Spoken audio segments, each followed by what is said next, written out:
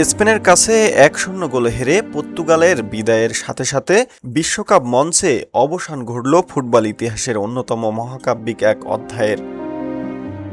ম্যাচের শেষ বাঁশি বাজার পর নিজের আবেগ আর ধরে রাখতে পারেননি পর্তুগিজ অধিনায়ক ও মহাতারকা ক্রিস্টিয়ানো রোনালদো।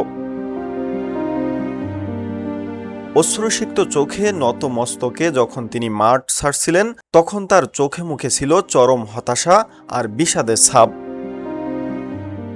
নিজের ষষ্ঠ বিশ্বকাপে এসে এমন এক হৃদয় বিদায়ক বিদায়ের মুখোমুখি হতে হলো ৪১ বছর বয়সী এই কিংবদন্তিকে।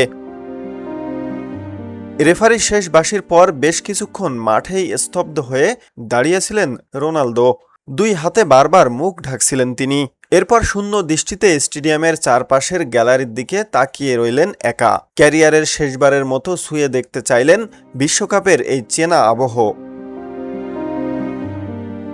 মাঠের শত শত ক্যামেরা যখন তার দিকে তাক করা, তখন চেনা আগ্রাসী CR7-এর বদলে সেখানে দেখা মিলল নিয়মিত মেনে নেওয়া এক ক্লান্ত যোদ্ধার।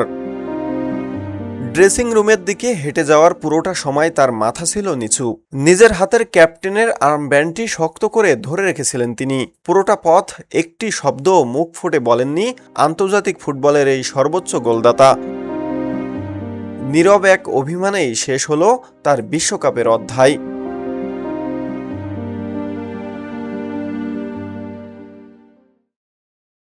দেশের নাম্বার 1 ট্রেডিং অ্যাপ নিফটি ফার্স্টে পাচ্ছেন ট্রেডিং এর সব সুবিধা, dual exchange access, company analysis, portfolio তৈরি করা সহ আরও অনেক ইউনিক ফিচারের সাথে ট্রেড করতে ডাউনলোড করুন এক্ষুনি।